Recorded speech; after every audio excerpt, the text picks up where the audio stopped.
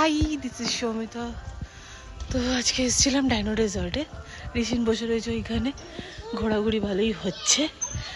তো এই আছে, এটা হলো গিয়ে মেন বাচ্চাদের পার্কের এরিয়াটা। এখান থেকে দূরে ওই ডাইনোসরের কয়েকটা ফসিল বগেরা দেখা যাচ্ছে ওই পাশে। আর ওই যে দেখা যাচ্ছে কিনা জানি না, ওই যে ডাইনোসর আরেকটা। অফকোর্স আমি আমার ইয়েতে সব কিছু ভিডিও করেছি, যদি সেই ভিডিওগুলো আস্তে আস্তে ভালোই দেরি হবে। তো এই এখন একটু ঘোরাঘুরি হচ্ছে। আর এখানে বেশ ভালো, তোমার প্রত্যেকটা ডাইনোসরের সামনে গিয়ে যদি তুমি দাঁড়াও তাহলে সেই ডাইনোসরটা এক্স্যাক্টলি কীরকম কী আওয়াজ করে সেটা শোনা যায়। আর অফকোর্স দে হ্যাভ মানে অ্যাকচুয়ালি ডাইনোসরটা কত বড় মুখের ছিল, মানে সব কিছু সেটা মেনশন কর, মানে দেখে বুঝতে পারো, মানে অ্যাকচুয়ালি রিয়েল লাইফ যেরকম ডাইনোসর হয় তো সেরকম টাইপের। তো এই ঘোরাঘুরি মানে বেশ ভালোই। এখানে বেশ একটা রিফিউয়েলের জায়গাও রয়েছিল, যদি ওখান থেকে কিছু খাইনি আপাতত। ওখান থেকে জাস্ট একটু জল নিয়েছি, কারণ বাড়ি থেকেই খেয়ে দিয়ে এসেছিলাম, পেটটা একটু ভরা। দেখি এখানে ঘুরে ঘাড়ে বেশ জায়গাটা বেশ সুন্দর। তোমার একটা রিসর্ট আছে মাঙ্কি ক্যানোপি বলে, তো ওইখানে যদি এবার থাকিনি, বাট দেখে জায়গাটা সত্যিকার খুব ভালো লাগলো। সো মেবি নেক্সট টাইম আরেকবার হয়তো আসবো, আর এসে তখন থাকা হবে, ঘোরা হবে। তো এই ব্যাপারটা সুন্দর জায়গাটা। ওই জায়গাটায় এরকম রয়েছে। এখানে ছোট বাচ্চাদের অনেক খেলার জিনিসপত্র রয়েছে। মানে বাচ্চারা মেনলি অফকোর্স ডাইনোসর তো বাচ্চাদের ফেভারিট, কিন্তু আমারও অনেক ফেভারিট ডাইনোসর রয়েছে। বাট ওটাই দেখতে আসা। এটা মনে হয় ডাইনো ডেজার্ট হিসাবে রিসেন্টলি থাইল্যান্ডে যেটা খুলেছে সেটা সব থেকে বড়, কিন্তু তার আগে অবধি 2024 অবধি এই ডাইনো ডেজার্টটা সব থেকে বড় ছিল ওয়ার্ল্ডে। একটা জিনিস দেখে যেটা খুব ভালো লাগলো সেটা হলো, এটা মেনলি যেহেতু বাচ্চাদের জায়গা, তাই জন্য এরকম অনেক জায়গা রেখেছে যেখানে অ্যাকচুয়ালি ডিম ফুটে বাচ্চা বেরোচ্ছে ডাইনোসরের। So let's me show you. আচ্ছা, হচ্ছে না, ওয়েট, আমি ব্যাক ক্যামেরাটা খোলার চেষ্টা করছিলাম। ওই যে বাচ্চাগুলো ঘুরে বেড়াচ্ছে, এই যে ডিম থেকে বাচ্চা বেরোচ্ছে। So this is cute. Of course বাচ্চারা এলে ভীষণই খুশি হয়, ঠিক আছে, আমরা বড় হয়ে গেছি তো কি হয়েছে, বাচ্চা মন থেকে। সো আপাতত মোমোর দিকে ট্রান্সফার করছি, যদি আবার আসি তাহলে অফকোর্স জানাবো। Till then let me enjoy, ঘুরি, I will come in my blog. Till then একটু মোমো। হ্যাঁ, একটা জায়গা দেখাচ্ছিল, এই যে আর একটু পরে এই পাশটাতে এসেছি। এটা টিরেক্সে কাজ চলছে। এটা হলো গিয়ে এবার অলমোস্ট বেরোবার টাইম হয়ে এসছে, মোটামুটি পুরোটাই ঘোরা হয়ে গেছে। এবার ওইখান দিয়ে একটা পিক পয়েন্ট আছে, ওখান দিয়ে বেশ সুন্দর পুরো পার্কটা প্লাস ওই পাশে পাহাড়গুলো পুরো 360 ভিউ পাওয়া যায়। তো ওইখানটা উঠে বেশ আরামও লাগছিল, কারণ ঠান্ডা ঠান্ডা এরিয়া। আর এই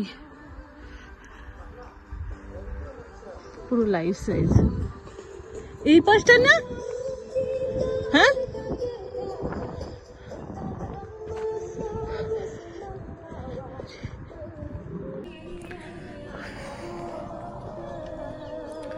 হ্যাঁ, তো এই আমাদের আজকে ঘোরা। পিছনে ডাইনোসর রয়ে গেল, এবার বেরোবো। একটা না হাঁটাহাঁটিতে এক্সস্টনটা বেশি হয়েছে রাদার দেন জুতে, এর থেকেও বেশি হেঁটেছিলাম, বাট স্টিল ভালো ছিল। এখানে তোমাকে অনেক সিঁড়ি বাইতে। ও হ্যাঁ, এখানে অনেকটা সিঁড়ি রয়েছে, তার জন্য মেবি উপর নিচে অনেক পাহাড়ে উঠেছো। তো জুতে ব্যাপারটা সোজা সাপটা ছিল, অত বেশি ওপর নিচ ব্যাপারটা ছিল না। বাট জায়গাটা ভীষণ ভালো, পুরো মনে হচ্ছে প্রকৃতির মাঝখানে। সত্যিকারের হয়তো যদি কোনো ডাইনোসর কোনো দিন যদি রাখতে হয়, এরকম কোনো জায়গাতেই রাখতে হবে যেখানে আশেপাশে কোনো লোকজন নেই।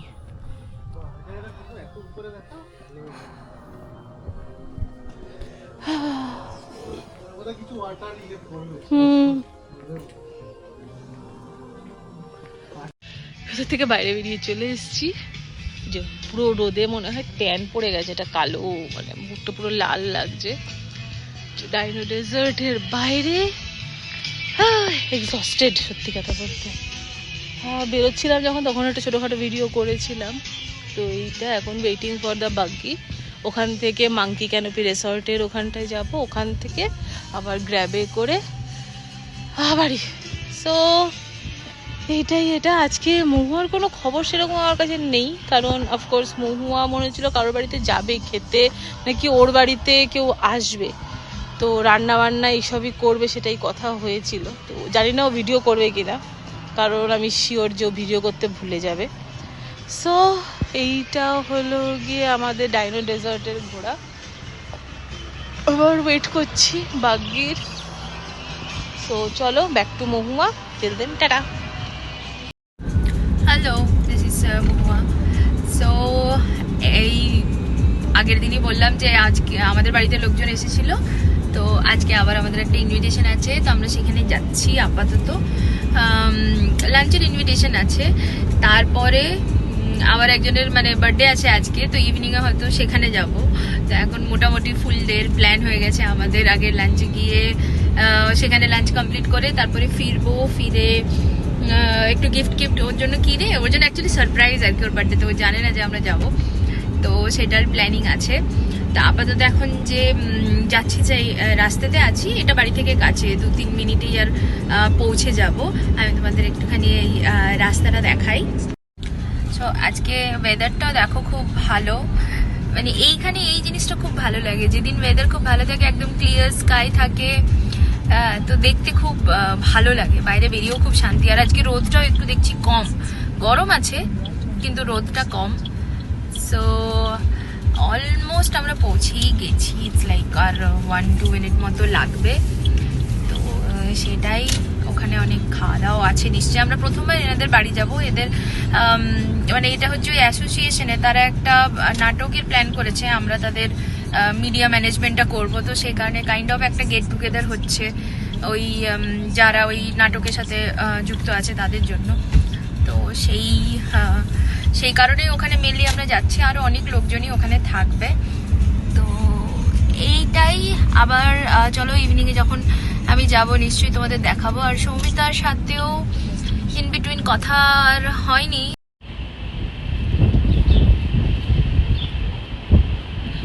আজকে দেখো এত গরম যে পাখিগুলো ওখানে একটু জল জমেছে সেখানে বসে স্নান করছে, খাচ্ছে, মানে বাইরে এত বেশি ওয়েদার চেঞ্জ হচ্ছে আমাদের, যে বসে বসে পাখিরাও এরকম করছে। আমি মাঝে মাঝে পাখিগুলোদের খেতে দিই, ব্যালকনিতে আছে, একে দেখো এ পুরো জলের মধ্যে ডুবে আছে, জলের মধ্যে ডুবে স্নান করছে ও। দিস ইজ সৌমিতা, বাট ভিডিওটা কিন্তু মহুয়ার। মহুয়া যে বলছিল যে ও কিনতে যাবে গিফট, তো সেই কিনতে এসছিল, কিন্তু মহুয়ার দাঁতে ভীষণ ব্যথা, বেচারা কথাও বলতে পারছে না, তাই জন্য ভয়েস ওভারটা আমাকে লিখে পাঠিয়েছে, আমি করে দিলাম। তো এখান থেকে ও শপিং করেছিল। তো আপাতত এইটুকুনি আজকের জন্য। হোপ তোমরা সবাই খুব ভালো থেকো, আর আমাদেরকে নতুন নতুন সাজেশন দিও। Till then take care and bye from Mahua and Soumita also.